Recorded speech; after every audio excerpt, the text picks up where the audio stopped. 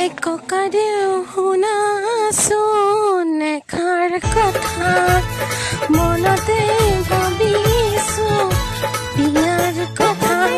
ককাইদেউৰ বিয়াৰ কথা মনত ভাবোঁতে ভাবোঁতে বিয়া পাৰ হৈ গ'ল। আপোনালোকক মই বিয়াৰ দিনাখনৰ ভিডিঅ'ই দিয়া নাই আৰু আপোনালোকে ভিডিঅ'বোৰ চাওক। মই 2টা বাৰ্টন দিম, এইটো ফাৰ্ষ্ট পাৰ্ট, ৰাতিৰ পাৰ্টটো পিছত দি আছোঁ। লাইক কমেণ্ট শ্বেয়াৰ কৰিব। আমাৰ বিয়াখন বহুত মৰম হ'ল, ল'ৰাৰ মাকে বহুত নাচিছে দেই।